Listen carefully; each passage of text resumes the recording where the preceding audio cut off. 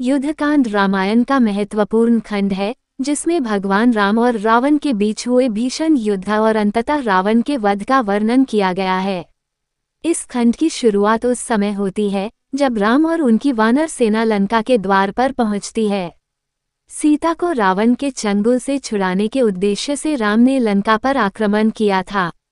राम की सेना ने समुद्र पर सेतु का निर्माण कर लंका तक पहुंचने का मार्ग बनाया। राम, लक्ष्मण, हनुमान, सुग्रीव, अंगद, जांबवंत और अन्य वानर योद्धा लंका के द्वार पर पहुंच गए। रावण ने अपने सभी पराक्रमी योद्धाओं को युद्ध के लिए बुलाया। लंका के चारों ओर युद्ध की तैयारियां जोर शोर से शुरू हो गईं। रावण ने अपने सेनापति मेघनाद और अन्य राक्षस योद्धाओं को युद्ध के मैदान में उतारा। राम और रावण की सेनाओं के बीच भयंकर युद्ध हुआ। हनुमान और अंगद ने राक्षस सेना का विध्वंस किया।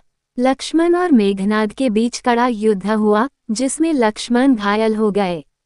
हनुमान संजीवनी बूटी लेकर आए, जिससे लक्ष्मण का जीवन बच गया।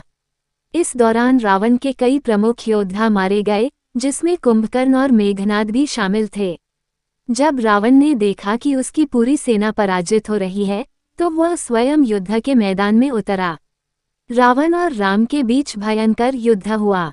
राम ने अपने धनुष से रावण पर अनेकों बाण चलाए, लेकिन रावण बार बार अपने जादुई शक्तियों से अपने प्रहारों से बचता रहा।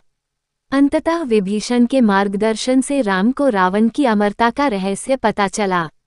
रावण की नाभि में अमृत था, जिसे नष्ट किए बिना रावण को नहीं मारा जा सकता था।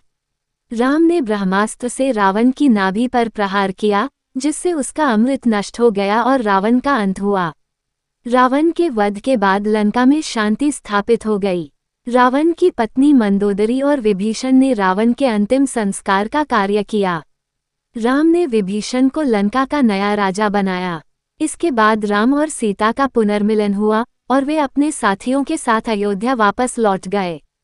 युद्धकांड हमें ये सिखाता है कि अधर्म और अहंकार का अंत निश्चित होता है, चाहे वह कितना ही शक्तिशाली क्यों न हो।